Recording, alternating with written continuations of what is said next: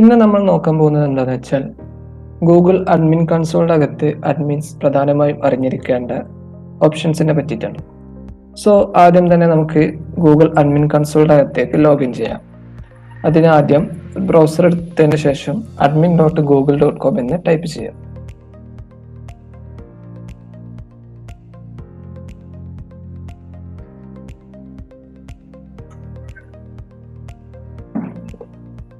Okay, അതിനുശേഷം നമ്മുടെ admin അക്കൗണ്ടിന്റെ ഡീറ്റെയിൽസ് എൻ്റർ ചെയ്ത് കൊടുക്കുക. നമ്മുടെ അഡ്മിൻ്റെ ഇമെയിൽ ഐഡിയും പാസ്വേഡും എൻ്റർ ചെയ്ത് കൊടുക്കുക.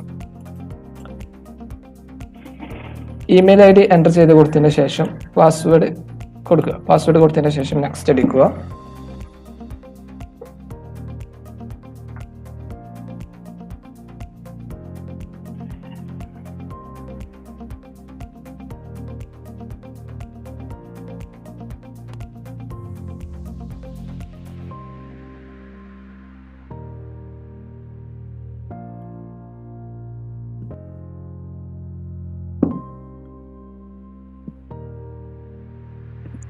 ഓക്കെ, ഇപ്പോൾ നമ്മൾ ഗൂഗിൾ അഡ്മിൻ കൺസോളിൻ്റെ അകത്തേക്ക് ലോഗിൻ ആയിട്ടുണ്ട്. ഇവിടെ നോക്കിയാൽ കാണാം കുറേ അധികം ഓപ്ഷൻസ് നമുക്ക് കാണാനായിട്ട് സാധിക്കും. ഇതിൽ അഡ്മിൻസ് പ്രധാനമായി അറിഞ്ഞിരിക്കേണ്ട ഒരു ഓപ്ഷനാണ് യൂസേഴ്സ് എന്നുള്ളൊരു ഓപ്ഷൻ, അതായത് യൂസേഴ്സ് മാനേജ്മെന്റ്. പുതിയ യൂസറിനെ എങ്ങനെ ആഡ് ചെയ്യാം, യൂസറിന്റെ ഡീറ്റെയിൽസ് എങ്ങനെ എഡിറ്റ് ചെയ്യാം, ഒരു യൂസറിനെ എങ്ങനെ ഡിലീറ്റ് ചെയ്യാം എന്നുള്ള കാര്യങ്ങളൊക്കെ ചെയ്യുന്നത് യൂസേഴ്സ് എന്നുള്ള ഓപ്ഷൻ വെച്ചിട്ടാണ്. സോ നമുക്ക് യൂസേഴ്സ് സെലക്ട് ചെയ്യാം. യൂസേഴ്സ് സെലക്ട് ചെയ്ത് കഴിഞ്ഞാൽ നമുക്ക് കാണാം ഇങ്ങനെ ഒരു ഇന്റർഫേസ് ആവും കാണാനായിട്ട് സാധിക്കുക. ഇവിടെ നമ്മൾ മുമ്പേ ക്രിയേറ്റ് ചെയ്ത യൂസേഴ്സിന്റെ ഡീറ്റെയിൽസ് ആവും ഉണ്ടാവുക. ഇനി നമുക്ക് പുതിയൊരു യൂസറിനെ ആഡ് ചെയ്യണമെന്നുണ്ടെങ്കിൽ ഇവിടെ കാണാം ആഡ് ന്യൂ യൂസർ എന്നുള്ള ഒരു ഓപ്ഷൻ ഉണ്ട്, അത് ക്ലിക്ക് ചെയ്യാം.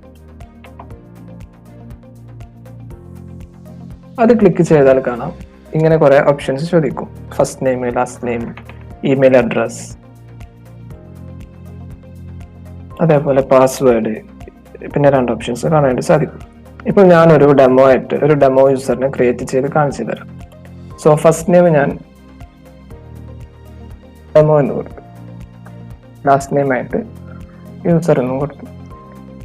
എന്നിട്ട് ഇമെയിൽ ഐ ഡി കൊടുക്കാം. ഇമെയിൽ ഐ ഡി ക്ലിക്ക് ചെയ്ത് കഴിഞ്ഞാൽ ഫസ്റ്റ് നെയിമും ലാസ്റ്റ് നെയിമും കമ്പൈൻ ചെയ്തിട്ട് ഓട്ടോമാറ്റിക്കലി ആയി ഇവിടെ വരും. പിന്നെ സോ നമുക്ക് ഇതിന് എഡിറ്റ് ചെയ്ത് കൊടുക്കാമെന്നുണ്ടെങ്കിൽ അങ്ങനെ എഡിറ്റ് ചെയ്ത് കൊടുക്കാം, അല്ലെങ്കിൽ ഇങ്ങനെ തന്നെ കൊടുക്കും. ഞാനിപ്പോൾ ഇങ്ങനെ തന്നെ കൊടുക്കുന്നു, ഡെമോ യൂസർ അറ്റ് നമ്മുടെ ഓർഗനൈസേഷന്റെ ഡൊമൈൻ. ഓക്കെ, ശേഷം ഇവിടെ കാണാം ഓർഗനൈസേഷണൽ യൂണിറ്റ് എന്നുള്ള ഒരു ഓപ്ഷൻ. സോ അത് സെലക്ട് ചെയ്ത് കൊടുക്കാനായിട്ട് സാധിക്കും. ഞാനത് ഡിഫോൾട്ട് ആയിട്ട് തന്നെ കൊടുക്കുകയാണ്. ഇങ്ങനെയുള്ളൊരു ഓപ്ഷനാണ് സെക്കൻഡറി ഇമെയിൽ ഫോൺ നമ്പർ എന്നുള്ള ഓപ്ഷൻ. ഇത് ഓപ്ഷണൽ ആണ്, നമുക്ക് വേണമെങ്കിൽ കൊടുത്താൽ മതി. സോ ഞാൻ അത് ലീവ് ചെയ്യുന്നു. പിന്നുള്ളൊരു ഓപ്ഷനാണ് ഓട്ടോമാറ്റിക്കലി ജനറേറ്റഡ് പാസ്വേഡ്. ഈ ഒരു ഓപ്ഷൻ ഇനാബിൾ ആക്കി കൊടുത്തു കഴിഞ്ഞാൽ ഈ നമ്മളിപ്പോൾ ക്രിയേറ്റ് ചെയ്യുന്ന യൂസറിന് ഗൂഗിൾ തന്നെ ഓട്ടോമാറ്റിക്കലി ആയിട്ട് ഒരു പാസ്വേഡ് ജനറേറ്റ് ചെയ്യും. സോ അങ്ങനെ വേണ്ട, നമുക്ക് തന്നെ സ്വന്തമായിട്ട് ഒരു പാസ്വേഡ് ജനറേറ്റ് ചെയ്യണമെന്നുണ്ടെങ്കിൽ ഈ ഒരു ഓപ്ഷൻ ഡിസേബിൾ ചെയ്ത് കൊടുത്തതിന് ശേഷം ആ പാസ്വേഡ് നമുക്ക് ഇവിടെ ടൈപ്പ് ചെയ്യാം. ഞാനിപ്പോൾ ഒരു പാസ്വേഡ് ടൈപ്പ് ചെയ്യാം.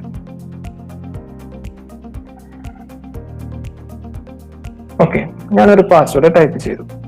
ഇനി അതിന്റെ അടുത്തുള്ള ഒരു ഓപ്ഷൻ ഉണ്ട്, ask for A password change the next setting.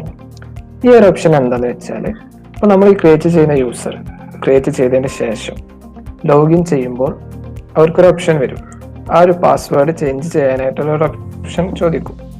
So അത് വേണമെങ്കിൽ ഇനേബിൾ ചെയ്ത് കൊടുക്കാം, ഡിസേബിൾ ചെയ്ത് കൊടുക്കാം. Most of the cases disable ചെയ്ത് കൊടുക്കുന്നതാണ് നല്ലത്, കാരണം നമ്മൾ ഓൾറെഡി കൊടുത്ത പാസ്വേഡ് തന്നെ പെർമനന്റ് ആയിട്ട് യൂസ് ചെയ്യണമെന്നുണ്ടെങ്കിൽ ഇത് ഓഫ് ചെയ്ത് കൊടുക്കാം. അതല്ല ഈ യൂസർ സ്വയം ഒരു പാസ്വേഡ് ക്രിയേറ്റ് ചെയ്യാനാണെന്നുണ്ടെങ്കിൽ ഇത് എനേബിൾ ചെയ്ത് കൊടുക്കുക. ഞാനിത് ഓഫ് ചെയ്ത് കൊടുക്കുന്നു. എന്നിട്ട് ആഡ് ന്യൂ യൂസർ എന്നുള്ള ഓപ്ഷൻ സെലക്ട് ചെയ്ത് കൊടുക്കുക.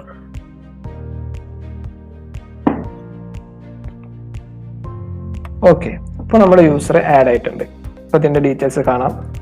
നമ്മൾ കൊടുത്ത ഫസ്റ്റ് നെയിമും ലാസ്റ്റ് നെയിമും, അതേപോലെ ഇമെയിൽ ഐ ഡി, പാസ്വേഡ് നമുക്ക് വേണമെങ്കിൽ ഇവിടുന്ന് ഷോ ചെയ്യാം, കോപ്പി ചെയ്യാനായിട്ടും സാധിക്കും. പിന്നെ ആ യൂസറിന് ഇമെയിൽ ചെയ്യണമെന്നുണ്ടെങ്കിൽ ഇമെയിൽ കൊടുക്കാം.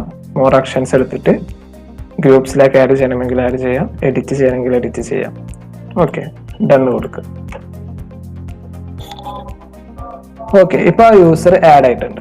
നമ്മൾ കൊടുത്ത ഓർഗനൈസേഷൻ യൂണിറ്റ് സെലക്ട് ചെയ്ത് കഴിഞ്ഞാൽ കാണാം, ഇവിടെ കാണാം ഡെമോ യൂസർ എന്ന് പറഞ്ഞിട്ട് ആ യൂസർ ആഡ് ആയിട്ടുണ്ട്. ഞാനത് ക്ലിക്ക് ചെയ്യാം.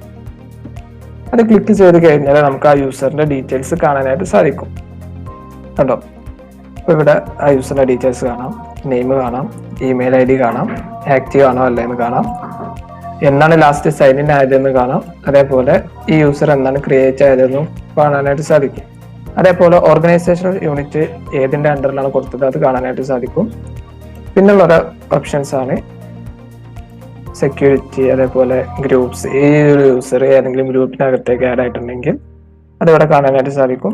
പിന്നെ അതേപോലെ തന്നെ ഈ യൂസറിന് എന്തെങ്കിലും റോൾസോ പ്രിവിലേജസോ കൊടുക്കണമെന്നുണ്ടെങ്കിൽ ഇവിടെ നിന്ന് അസൈൻ റോൾസ് വഴി കൊടുക്കാനായിട്ട് സാധിക്കും. പിന്നുള്ളൊരു അങ്ങനത്തെ കുറച്ച് ഡീറ്റെയിൽസ് നമുക്ക് ഇവിടെ കാണാനായിട്ട് സാധിക്കും. പിന്നെ ലെഫ്റ്റ് സൈഡിലേക്ക് വന്നാൽ കാണാം റീസെറ്റ് പാസ്വേഡ്, റീനെയിം യൂസർ, അതേപോലെ add to groups, email, suspend user എന്ന് പറഞ്ഞുള്ള കുറച്ച് ഓപ്ഷൻസ് കാണാനായിട്ട് സാധിക്കും. റീസെറ്റ് പാസ്വേഡ് എന്തിനാണ് യൂസ് ചെയ്യുന്നത് എന്ന് വെച്ചാൽ നമ്മൾ നേരത്തെ കൊടുത്ത പാസ്വേഡ് നമുക്ക് ചേഞ്ച് ചെയ്ത് കൊടുക്കണം എന്നുണ്ടെങ്കിൽ ഈ ഇവിടെ നിന്നും ചേഞ്ച് ചെയ്ത് കൊടുക്കാനായിട്ട് സാധിക്കും. അതേപോലെ റീനെയിം ചെയ്യണമെന്നുണ്ടെങ്കിൽ റീനെയിം യൂസർ ക്ലിക്ക് ചെയ്തിട്ട് ഫസ്റ്റ് നെയിമോ ലാസ്റ്റ് നെയിമോ ഇമെയിൽ അഡ്രസ്സോ ചേഞ്ച് ചെയ്യണമെന്നുണ്ടെങ്കിൽ ചേഞ്ച് ചെയ്ത് കൊടുക്കാനായിട്ട് സാധിക്കും. അതേപോലെ ഈ ഒരു യൂസറിനെ ഏതെങ്കിലും ഗ്രൂപ്പ്സിലേക്ക് ആഡ് ചെയ്യണമെന്നുണ്ടെങ്കിൽ നമുക്ക് ആഡ് ടു ഗ്രൂപ്പ്സ് ക്ലിക്ക് ചെയ്തതിന് ശേഷം ആ ഗ്രൂപ്പ് സെലക്ട് ചെയ്ത് കൊടുത്തതിന് ശേഷം ആഡ് ചെയ്ത് കൊടുക്കാനായിട്ട് സാധിക്കും.